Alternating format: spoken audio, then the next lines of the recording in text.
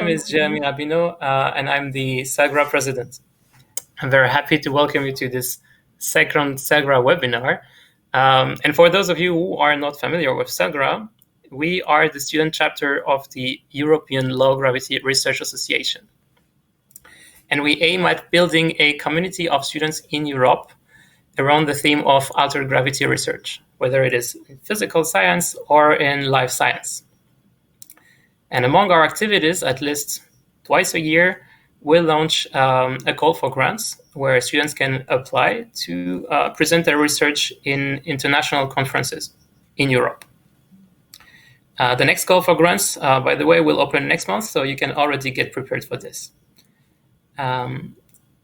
Apart from this, we also take advantage of our status of student members of ELGRA, which connects us to experts in their field and is absolutely perfect when it comes to networking. And talking about this, let me remind you also that ELGRA has launched a call to conduct suborbital experiments with a sonic rocket from Swedish Space Corporation. This mission can offer you up to 6 minutes of high-quality microgravity for your experiment. And to be able to submit a proposal, you just need to have a team with a team leader that is a regular ELGRA member. The deadline is now in 2 weeks on the 13th of March, and all the information you need you can find on the ELGRA's website. But let's go back now to this webinar and welcome our speaker, Olympia Kyriopoulos. So now people can see you, Olympia. Thank you. Thank you very much. And so to prepare this webinar, I did my research on LinkedIn and so on. And I discovered that in addition to being an engineer and an entrepreneur, Olympia was also a polyglot, a philanthrope, a scuba diver, etc., etc. And I quickly understood that I would not have enough time to describe everything and decided to keep it very simple, since you will explain the rest during your talk also. So Olympia is a mechanical engineer from TU Darmstadt and UC Berkeley. She has a PhD in the field of applied physics research under microgravity, also from TU Darmstadt. And after this PhD, she held different positions in the aerospace industry, and then decided later to launch her company, OLYMPIASPACE. For these reasons, and so many others, she has been awarded the Young Professional Women in Aerospace Award. But I will not say too much because you will do it far better than I would. So I'm very happy to welcome speak about the awards. I'm very happy to welcome you, Olympia, for this talk. That will be very inspiring for all our students, especially women in aerospace, but also for all the others, I'm very sure. For the students, don't forget to ask your questions in the chat. And now look up and dream big. Olympia, the floor is yours. Thank you so much. Thank you really very much for this opportunity to speak to your students. I think it's very important looking back and having been in this position as a student once, now also to shift to become like a mentor and to give some experience and some advices back to the students. So yeah, I would like to tell you my story and how everything started. So basically, it all starts with a little step. As you can see here, this was 69, a very important step also for Neil Armstrong and in general also spaceflight, human spaceflight and exploration of the moon. So how it basically came to me to the passion for space is, as you can see here, and that's me 8 years old, and I was always driven by curiosity. I guess that's why I also had these lenses that looked like magnifying glasses. I loved to experiment. I loved mathematics and physics and also sketching and taking apart with my father a tape recorder and reassembling it again. And when I grew up, basically this high rise was responsible for my space passion. This is in Germany, in the beautiful city of Darmstadt. You might know Darmstadt due to EXOS, the European Space Operations Control Center. And I grew up in a multicultural family. So my father is Greek and my mother is Polish. And growing up in this high rise basically triggered my curiosity for space. I naturally looked up to see if my parents are at home, if there is some light. And this directed also my view to the stars. And that's why I started also more often to look up. And my passion for space was born. So at the age of 8, I really wanted to touch the stars. I wanted to know more about the universe. I started asking questions and started also dreaming about becoming an astronaut. So history has also demonstrated us many times that humans have made the impossible possible due to persistence and because they believed in a dream. And this is also one message that I would like to pass on to you, the students, the new generation. I really encourage you to dream, and the bigger the better. And you can see just out of this look to the stars that what kind of path basically paved my entire professional career. What you can see here now is, perhaps some of you know, the Nebula sky disk that features the oldest concrete depiction of the cosmos, yet known from anywhere in the world, dated back to 1600 before Christ. And so, encouraged by my parents, I really followed my passion to study engineering, as Jeremy mentioned, at the TU Darmstadt, and also with a scholarship at the University of California, Berkeley. And then, driven by this passion for science and technology and research, I then also started my PhD in 2005. And to give you an idea of my thesis, unfortunately, I can't do it such interactive, but what you would see basically here, most of you would say this is rain, right? So I prepared a little video for you. So yeah, truly, you can see rain or raindrops impacting on a liquid surface, especially if it rains a lot, then you have the layer already in place. But this was basically my topic of my PhD thesis. So when it was no longer rain, but I ended investigating spray impact and splashes and crowns under the effect of microgravity, or in general also gravity, because I also went to hypergravity experiments actually. So you might be familiar with these interactions also from some beautiful crown advertisements, TV advertisements with milk or coffee. And this was then my thesis. I really started investigating the spray impact. And as you can see now in this movie here, this was the result, one of the results then of my thesis. I did not only study this phenomena under normal gravity conditions, but I went also in a centrifuge up to 20 G, and also in microgravity, where we figured out that sometimes instead of crowns, we have like floating donuts of water being formed because the forces would change. Then I had also really a great luck to do research under unique conditions of simulated weightlessness in an airplane, a very special one. So there exist basically different platforms to do research under microgravity, as you can see here, starting from parabolic flights that offer 21 seconds of microgravity, up to ballistic research rockets that offer several minutes, as has been mentioned before also. In Kiruna, 6 minutes of microgravity. And so when I started my PhD back in 2005, there was nothing ready. So I had to really start from scratch building my experiment. And I had to immediately start building the experiment because the slot for the parabolic flight campaign and the participation was already booked. So I remember when I started, we had only a couple of months, really perhaps 3-4 months to go. And I remember also ordering all the hardware, cutting, building everything together. It was basically done just the last week before the parabolic flight campaign. And as you can see here, you start from scratch and almost nothing is ready. You have just the profiles that are being cut and you start basically assembling the experiment. So I brought you some pictures also. As you can see from the experience, some of you might have also been through the similar experience of building an experiment from scratch, last minute, because the elements are not ready yet. So this shows a bit the key part of the experiment, since, I mean, if you have spray impacting, you need, of course, liquid. Then you need also a gas system to also help ventilating the key part, the chamber where the spray is impacting.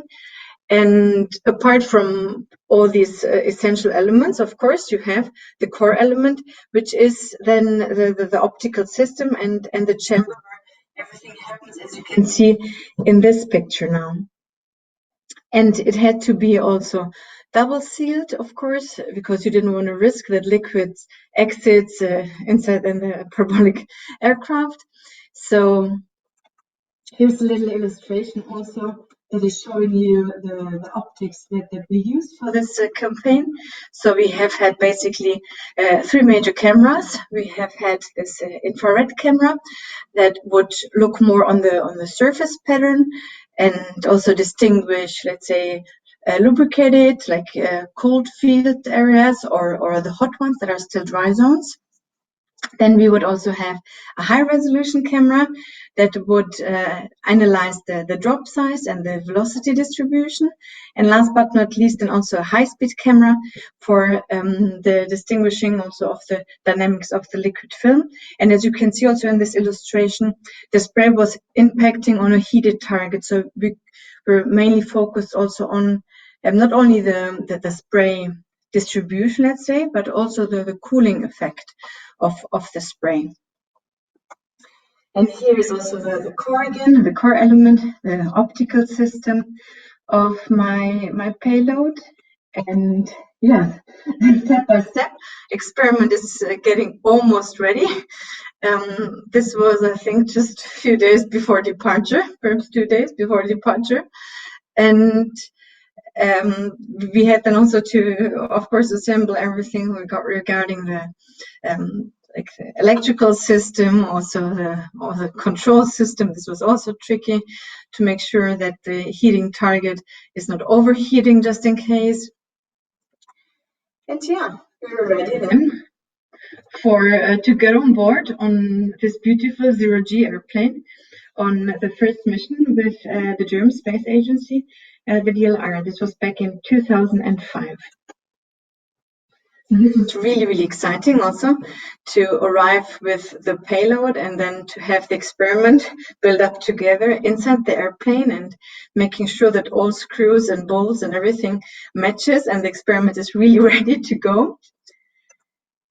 And this was just some final preparation. You can see also here very clear, and also perhaps to mention beforehand also for the assembly and the building of the experiment, it's all about teamwork. Literally, as a PhD student, you can't build such an experiment on your own. You need different expertise. So either for electrics or like electronics or for the control system. And it is really nice to also have students participating and helping during this process, and then also to give back to them, to really give them this opportunity to also be part of the mission and to also, be able then to enjoy some minutes of weightlessness during the first campaign. And here again, from the other side, you can see the experiment. So it basically shows on the bottom, you could see the huge, like the gas bottles and the water bottles that are important also then for the test chamber to provide the spray impact. You see also the green gloves that are also important because it was double sealed, as I said before, so you could only access through this gloves if you had to change some settings in the valve or I don't know, make sure that with the chamber everything is okay, or with especially also the optical system to adjust everything to be in focus. And and then basically we were ready to go on board and to start basically with this parabolic flight campaign.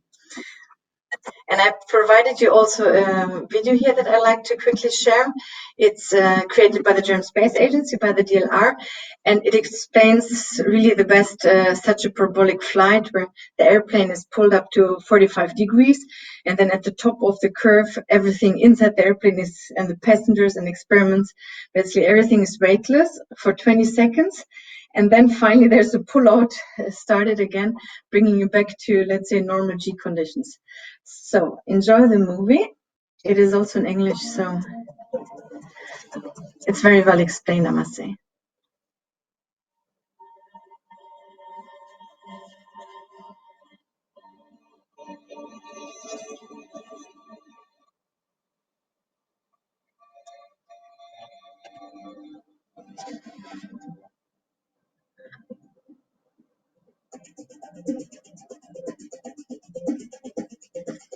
You can also see it's different types of experiments: fluid physics, material science, human biology, various kinds. And they launched in Bordeaux, they lift off there. Die kann aus einer Raumstation, man benutzt Satelliten, man benutzt Raketen, auf der Erde kann man einen Fallturm benutzen. Und eine wichtige Forschungsplattform sind Parabelflüge und ein Flugzeug. Ganz besonderes Manöver, sogenannte Parabel. Und dabei wird das Flugzeug zuerst stark nach oben gezogen, dann wird der Schub reduziert, das Flugzeug fällt weiter nach oben, schließlich nach unten. In dieser Phase ist das Flugzeug und alles, was darin ist, schwerelos.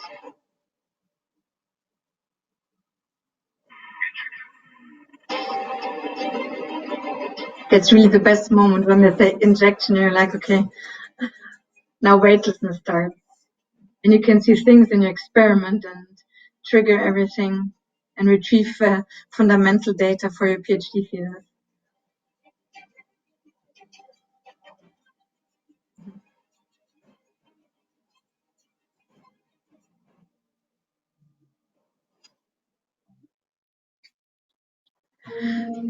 So I hope you had, I don't know, perhaps some of you already had a chance also during their own studies to go on such a parabolic flight, but it's really a great experience, I must say. So wherever you have opportunities with PhD students, institutes, universities that are already doing such kind of microgravity research to join, I highly recommend it.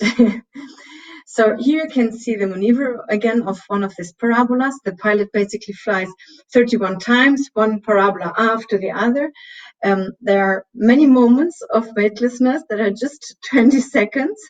And it's really a little bit like on a roller coaster, especially when you're then already pulled back, then also to double G, like 2G of weightless. So here, since I mentioned we have 31 parabolas, so we have a lot of possibilities and also to investigate. And so we chose different flow rates to see also with various spray parameters how the system will react. We had usually then the normal conditions like 1G data, and during the parabolic flight, we changed all the flow rates from 0.2 liters per minute until 0.65. That you can see also the distribution of the spray is changing a lot. And starting analyzing also the spray impact and the cooling parameters. So you might wonder also, why is somebody ending up with such a PhD thesis? What is so important about droplets that are impacting on creating splashes and crowns?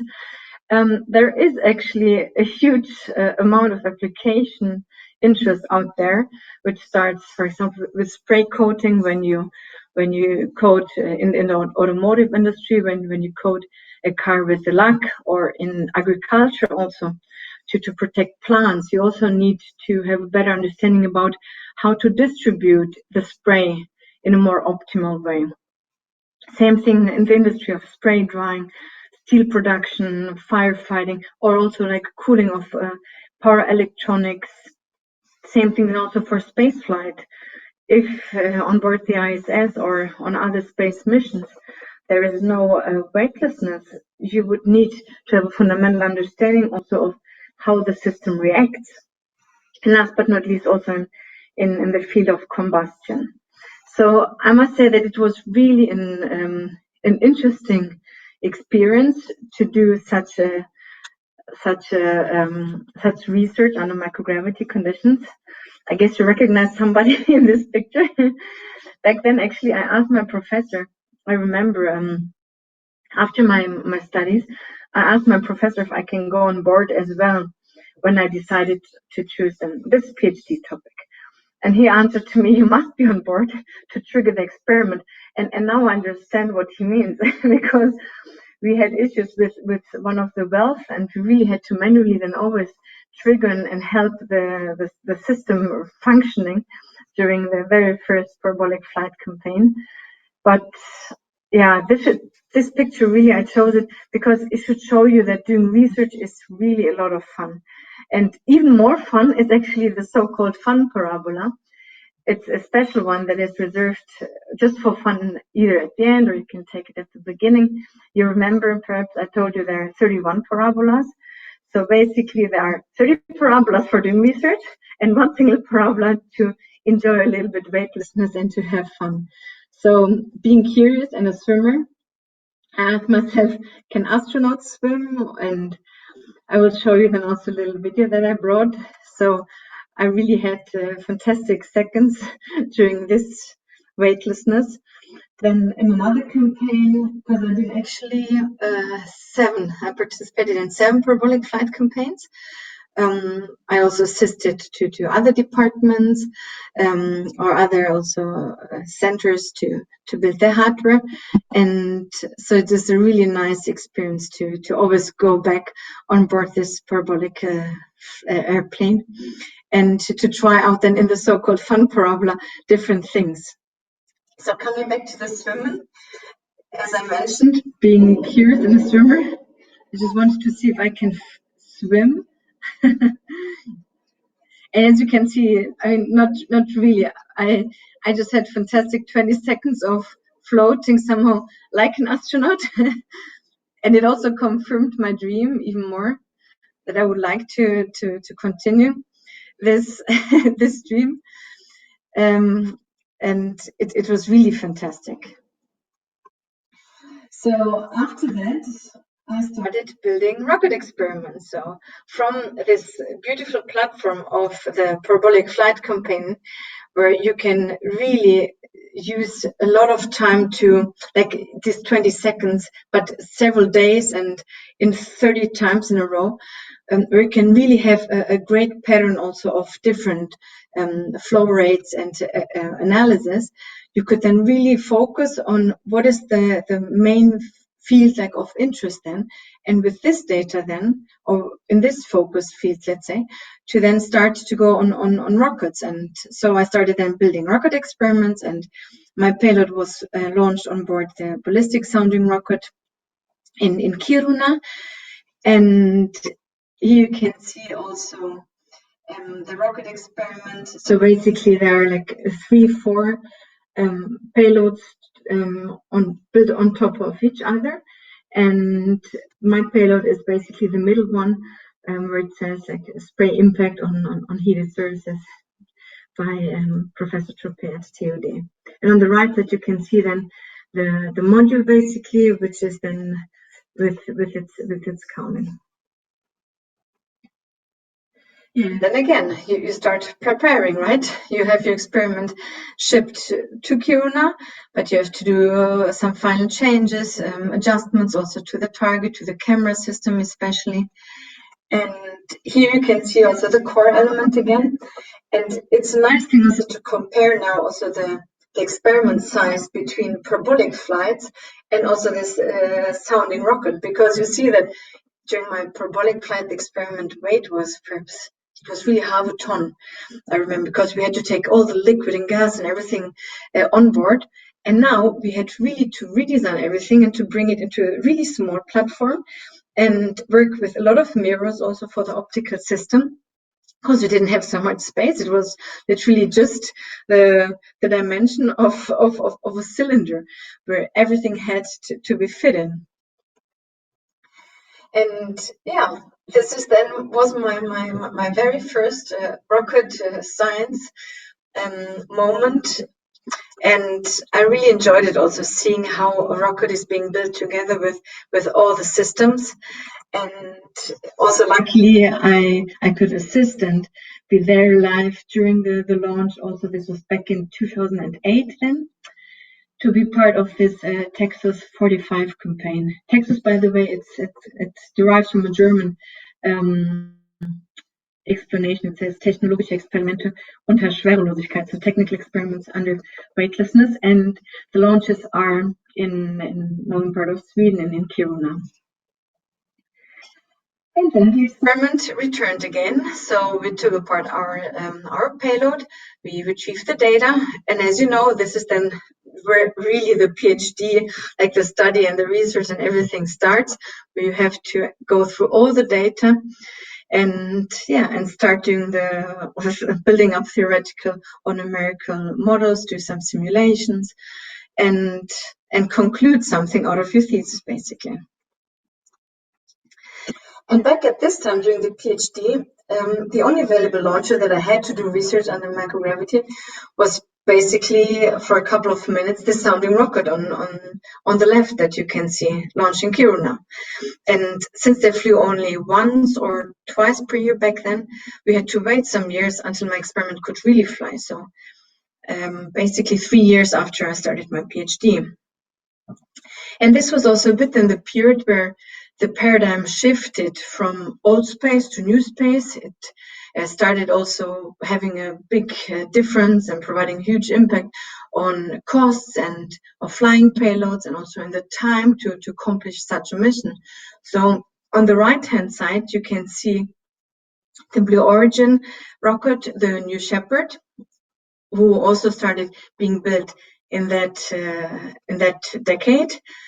And then the NEWSPACE era started with numerous business ideas ranging from not only colonizing Mars, but with space tourism, with asteroid mining, also like making satellites much smaller, starting with huge commercial constellations.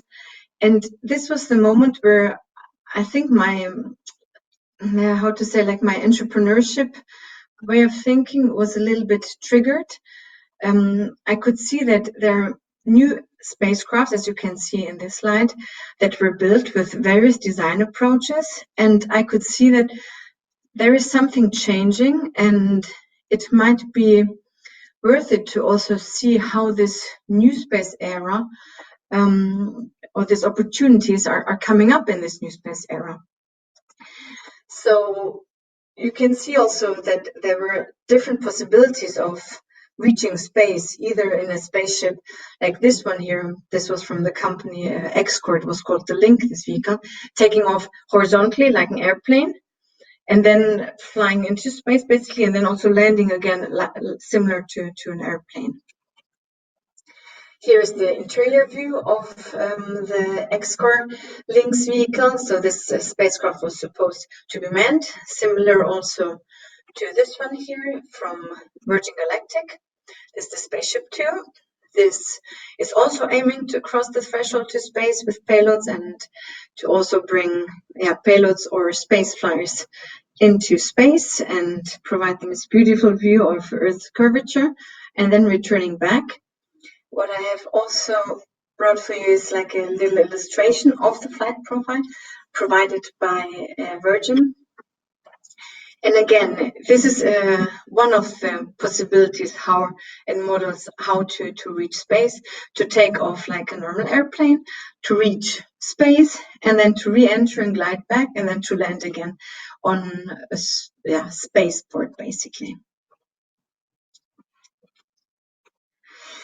Another concept is more like the vertical, the classical takeoff and landing. Here with a vehicle from EXOS Aerospace. Back at that time, it was still called Armadillo Aerospace, and the vehicle is now also called the Sarge.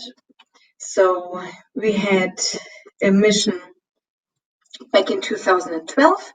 This was actually then my very first after the PhD, when I started working in the space industry. And this also, it also showed basically that from, let's say, experiment preparation until like going through all the logistics, etc., until integration inside the rocket, lift off, and return of the payload, it took literally less than 6 months. And this is the shift that I also realized compared to my time when I did the PhD, and I waited 3 years for a payload to be built and to be ready and to have this slot to be launched, compared to flexible, immediate access to space. And I have a little quiz also, perhaps most of you know, but like who's Jeff Bezos? Which company did he found? Because he did not only found Amazon. But perhaps you know that he is also the one who founded Blue Origin. So he has his own rocket company with reusable suborbital rockets. And this one here is called the New Shepard. And this was also a shift in the paradigm compared to the natural, like to the sounding rockets. So here you can see that the capsule. I flew physics experiments on board this New Shepard. It was a successful mission, a wonderful collaboration really with the Blue Origin team. And I also had the honor to meet Jeff himself. And so basically, you might ask now, what is the difference to the other launchers? And first of all, this vehicle is really fully operational. It has already been to space several times and demonstrated its capability. And basically, it is compared to the classical sounding rockets. This one, it launches, it lands, and then it repeats again, and it flies several times per year. So here is then also a video of the last mission that I've prepared for you. Here you go.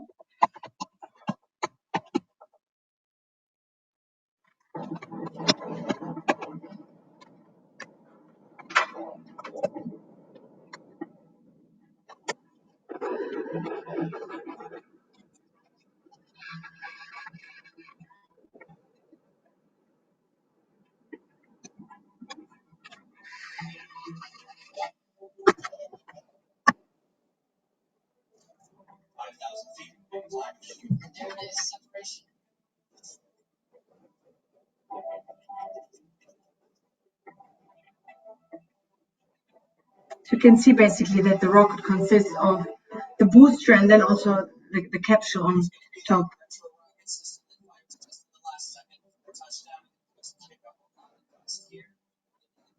And the capsule comes back then with a parachuted then safely.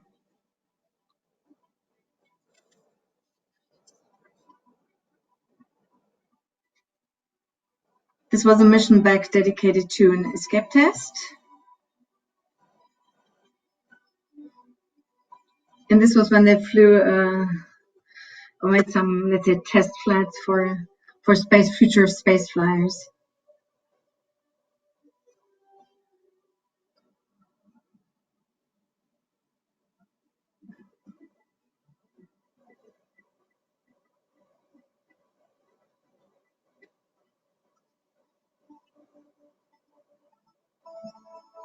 And then, of course, you also want to fly some elements a bit just for fun to show also the curvature and in front of the big window to capture this moment. This is the mission I was also participating for the very first time back in 2018.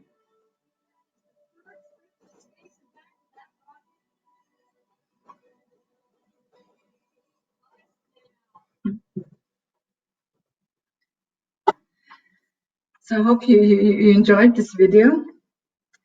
So after all this, new participants entered basically the space economy from private sector to disrupt the space industry.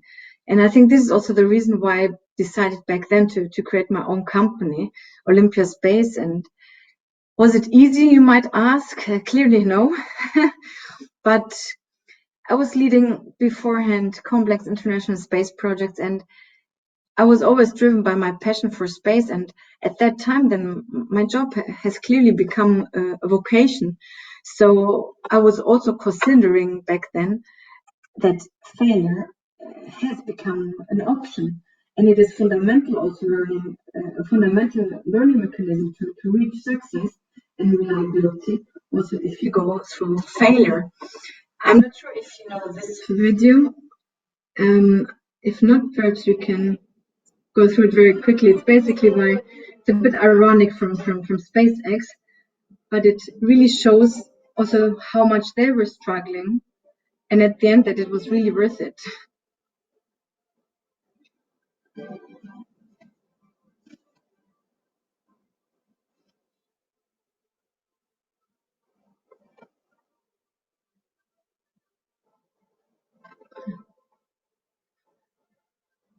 Yeah, just a scratch.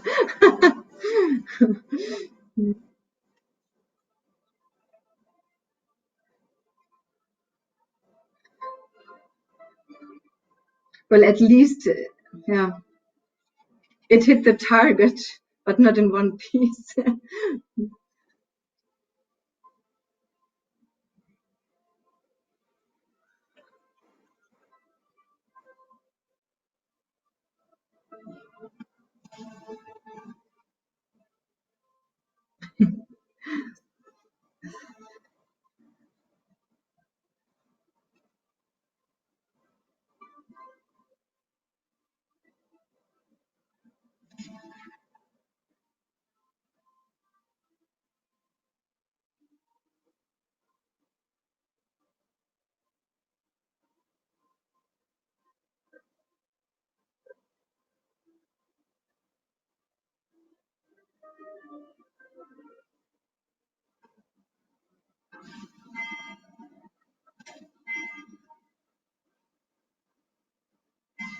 Yeah, this was really tragic.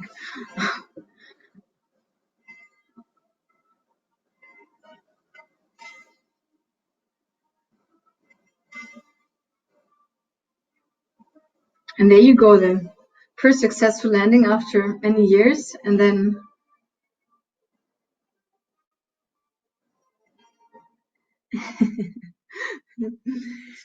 so why I show this to you is really to show that it's important to fail and then to have this moment of success afterwards. Otherwise, you wouldn't have gone through this learning curve. And without this failure, really, SpaceX wouldn't have been able to realize such a perfect landing with its Falcon Heavy boosters. So as also this Japanese proverb says, it literally means 7 times falling down, but 8 times getting up. I would really like to pass on also this message to you that success, it may not be fast, but what is really, really more important to you is that you do your absolute best and you remain persistent. Like also for me, giving up was never an option. Instead of making one step, I thought I will have to do additional steps, no matter how long it takes also to realize my company and some other dreams that I had. And as for babies, when they start learning to walk, they also fall down several times a day. But guess what? They stand up again, and every time with patience, or perhaps not realizing that it's a process. So also for a baby, it's a way somehow to experiment and to learn again. And when you see now also this beautiful mountain over here, what is really important is to dream big, because this basically shows why it is important. From below this mountain, it seems too powerful and immense to conquer. But I see it as a challenge, as I've seen many things in my life as challenges. And look instead from above. Once you reach the peak, there's a really stunning panorama that awaits you. And without having gone and without having climbed like to this top, going through mistakes and failures, how could you then experience this beauty? So I really encourage you to listen to your inner voice, to look up, to follow your biggest dreams. And if you fall down, then just strive harder and take this moment as lessons learned, and really don't give up. So this shows also a little picture of me when we were baking Christmas cookies. So I was also holding on to my dreams always. And other than that, I would have never been, I think, in this beautiful situation to enjoy such a magic moment. I was really lucky enough to meet Neil Armstrong, and I will never forget also his warm handshake and his warm-hearted eyes. It's something when you see as a child this one small step, and you have always in mind, yeah, I want to go to space one day and I would love to meet Neil Armstrong.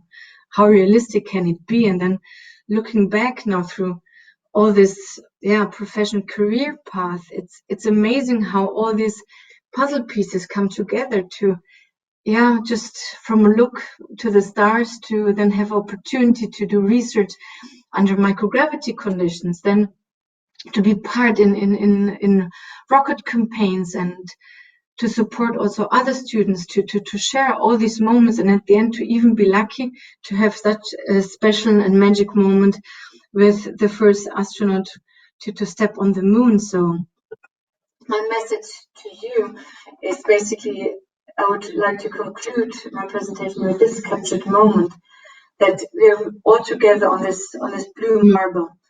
It looks really very fragile and with no borders visible from above, as you could see also in the video, also from the suborbital launches. So I really encourage you, keep looking up, explore, do research, be crazy about science and develop new technologies, and really keep dreaming, but for the benefit of Earth. Thank you so much for your time to join this presentation. Thank you very much. Thank you very much for your inspiring presentation. Indeed, I think we live a great time now where now it's finally possible to start, for instance, a PhD project and to know that maybe it will be possible to fly the experiment you thought about in 6 months or 1 year. In the past, it was just not possible. It was just not possible. You had to wait like 5 years or something. Yes, exactly. And it was the next PhD student that was flying your experiment. It was a bit frustrating. So yeah, I think we have to be aware of this situation, and we're living a great time, I think. Yeah, I can only confirm this. You're really lucky. So for all of you, if you have any question about Olympia's talk, please ask them in the comment section. We see these comments and we can answer them. Before that, I already have my own question. So you presented the many applications in the industry that physical science in microgravity can have. So that we have a lot of applications. But even with this, I don't know if it's the case in all the countries. I know in France, it's very often the case, sadly. But when you have a PhD, people, they do not consider you as like, how to say it? Sometimes in some country it's a very good thing to have a PhD. It means you're serious, it means you want to work and so on and so forth. In other countries, it's considered like maybe he didn't know what to do, so he did a PhD. Maybe he's a bit lazy. How do you deal with this? How did you manage to just struggle and say, no, I did a PhD because I was passionate about this? And how do you sell yourself, because you had many positions in the industry or in the space industry after that? How did you sell your PhD experiments to these people? Yeah, I must say that the reason why I did really the PhD was because I was so curious. After my studies, I thought, so that's it now, and now I go to the industry. I also enjoyed a lot teaching. Even during my studies, I was giving classes in mathematics, in physics, in computer-aided design, and fluid physics also.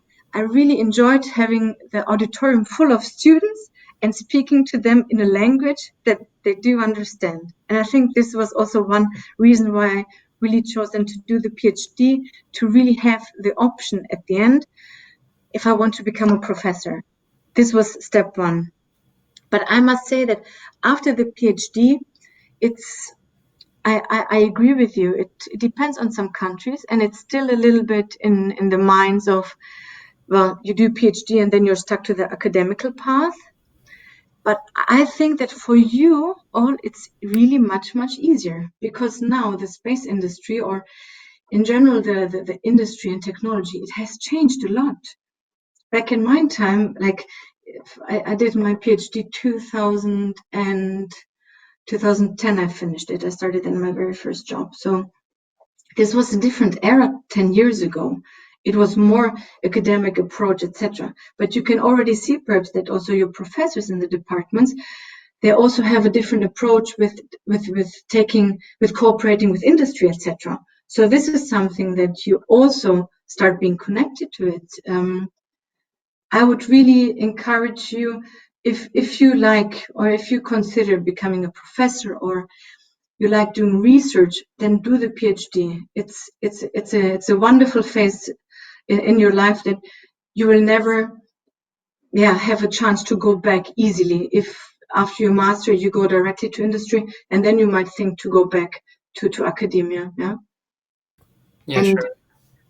yeah, I think that the PhD it's like a fundament. It's like the fundament of your house. Yeah. And then you can build up with all the experience. I mean, we all agree that from my mechanical engineering studies or the PhD studies, how much do I use today in my daily life?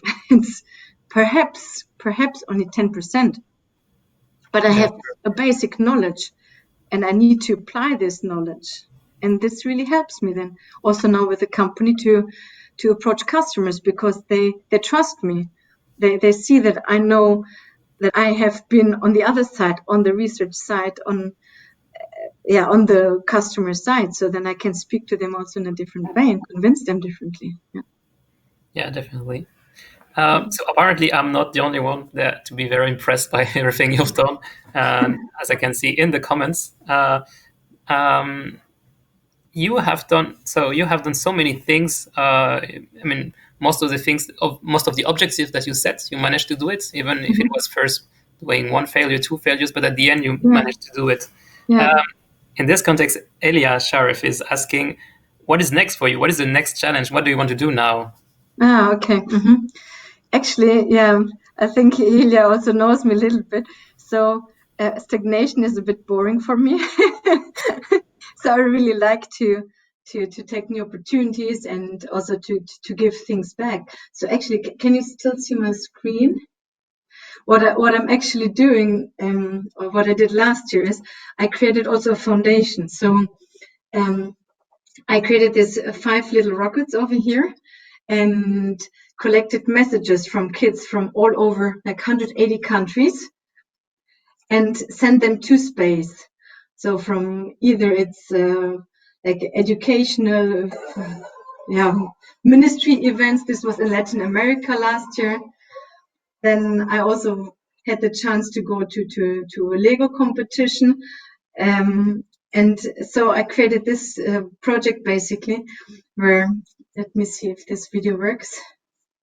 This was created with Send Artist that explain a bit the project.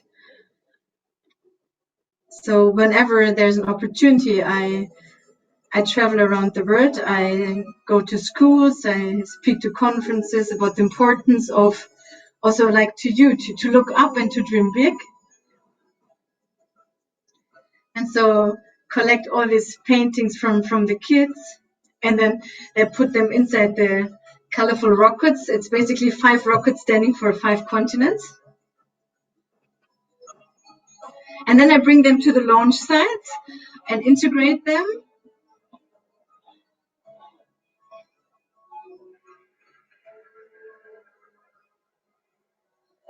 Yeah, and then they literally go to space with payloads, with other science experiments, etc.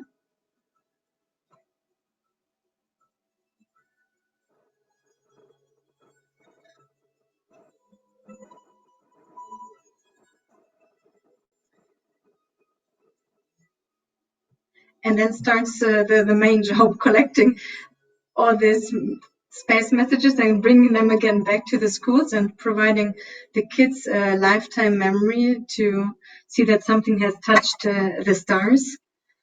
And yeah, has been up there, so I can also show you perhaps. So when these rockets are then ready and all united to go to space, I didn't want to give the messages just like this back to the kids, so I created this kind of certificates that says also, congratulations, you have touched the stars, with a handwritten message for each kid, and the date where basically this flew to space. So this is, for example, to answer Ilya's question, one of my projects that I've been working on top through this OLYMPIASPACE Foundation.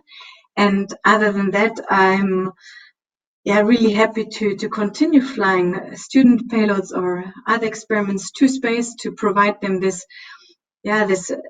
flexible, immediate access to space through launches like the New Shepard from Blue Origin, and to support also you to get quicker your data, and then you can also do your PhD.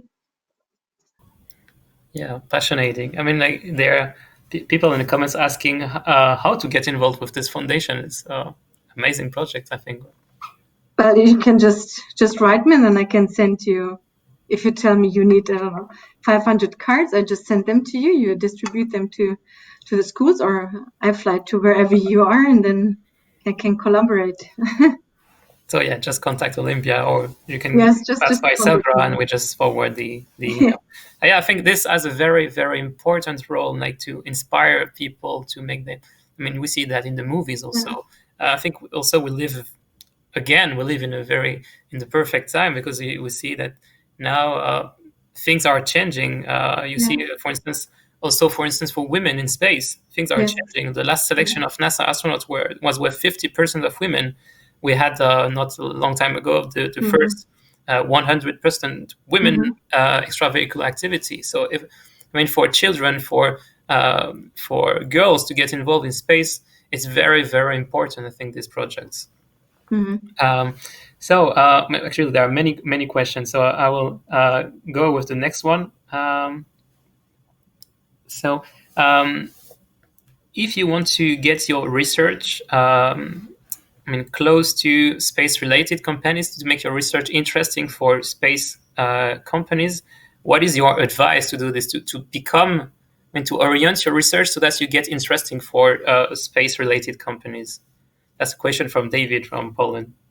So, yeah, basically, you answered your question yourself.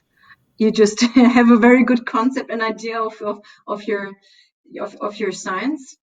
Another thing that also helps is beforehand, perhaps, to already talk with the company, to get in contact and to see also what would they need, and then you also adjust a bit, like according to the needs of the industry. You can then also plan a bit your experiment, to their needs.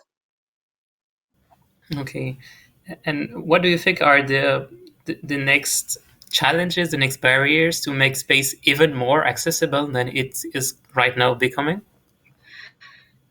Well, I don't see so much a barrier anymore, I must say. It's impressive what has happened in the last years. I must say, I would have not imagined it 10 years ago that we will reach this stadium today. I mean, we have rockets, reusable rockets, launching, landing, repeating again the flight within a short time. The next step will be definitely also space tourism. So there will be also the potential space flights for humans coming up. What I also see in general is that space is not only trendy in the conservative space industry. I think, let me see if I have some other videos. This is, for example, there was a question in Who Wants to Be a Millionaire about the Kármán line. Of course, you all know that it's the Kármán line is connected to space and not summer or future or deep sea.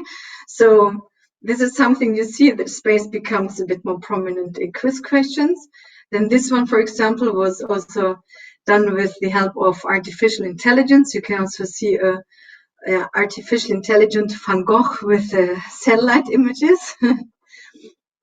This one was shooting 2015 with Carly Kloss. She's a supermodel, and she was shooting on SpaceX at the SpaceX premises. So this is also something that years ago it was considered space very conservative, old-fashioned, and loud and dangerous, etc. And you can see also that other branches are connected to it. Another example, this was actually in Paris, a fashion show of Chanel a few years ago. And you can also see here that basically at the end, this rocket is lifting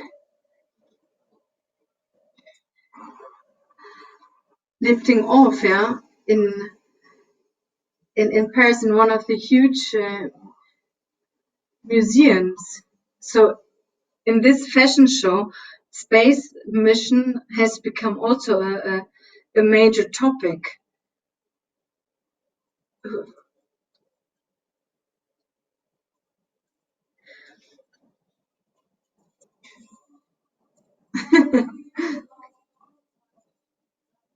And can you imagine all these efforts that they put into this fashion show? That's just crazy. It's crazy, yeah. But also the previous one, to allow a model to shoot at SpaceX, and this is where I see space changing. And this is what I want also to do with my company, to really step out of this classical space thinking of how it is, yeah, to really try to connect different projects. Another one that I've been doing lately is art in space. I'm working with an art team, and we create some new art under weightlessness.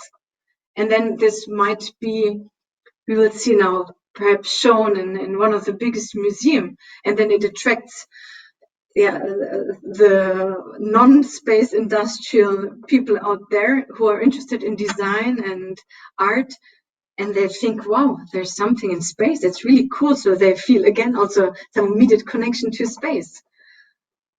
This is, I see there's a huge future coming up also for space in a really completely creative way that perhaps today we still don't think about it.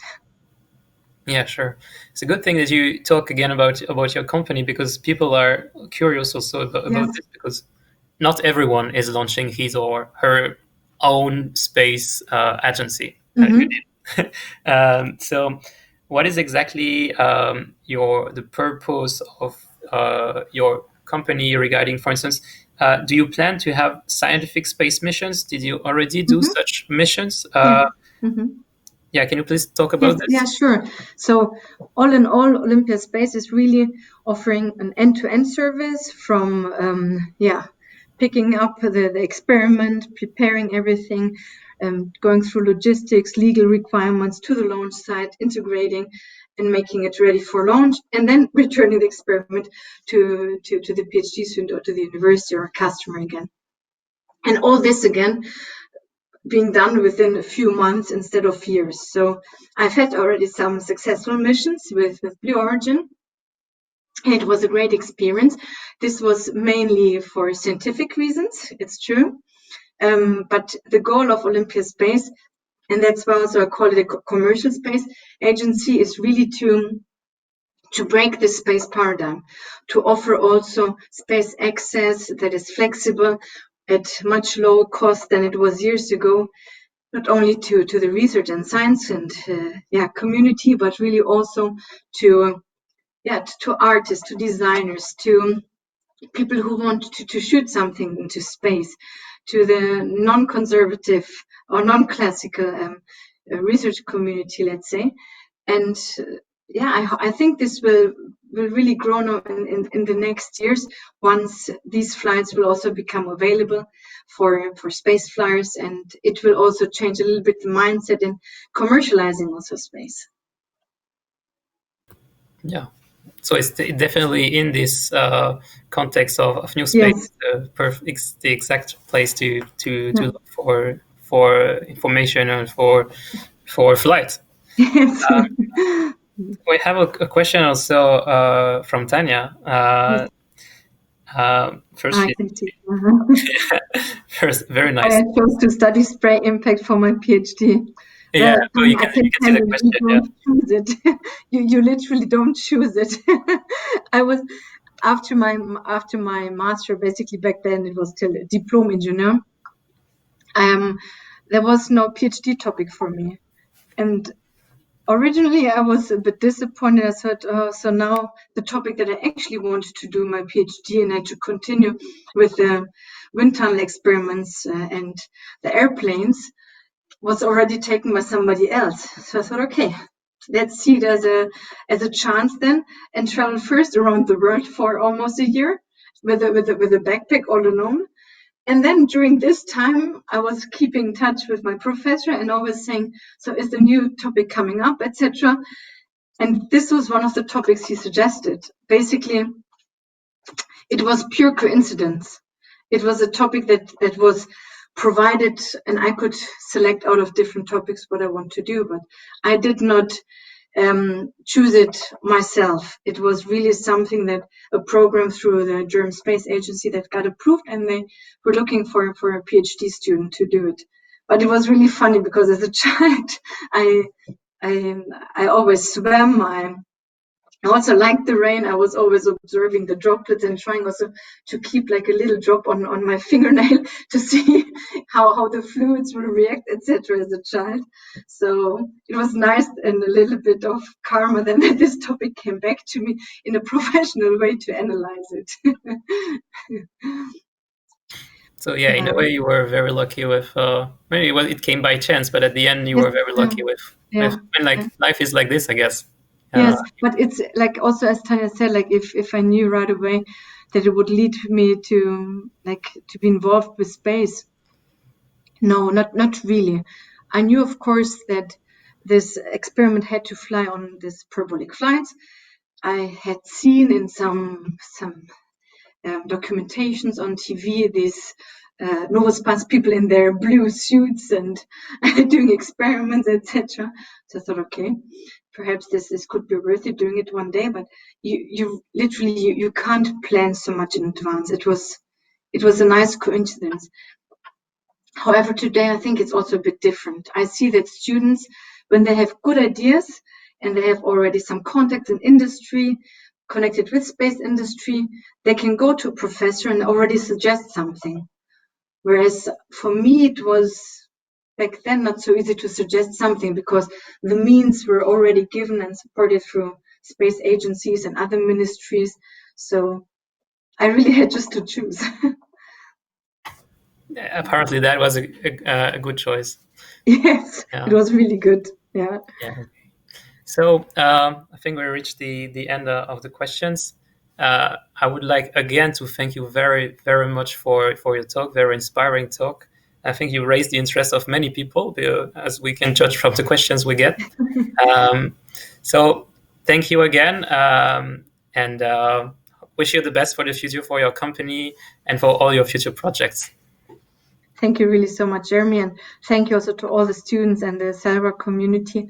Whenever you have questions, and I truly mean it this way, feel free to contact me, to drop an email, or we can have a Skype call, and I'm really more than happy to support you and provide you some advice. But in general, again,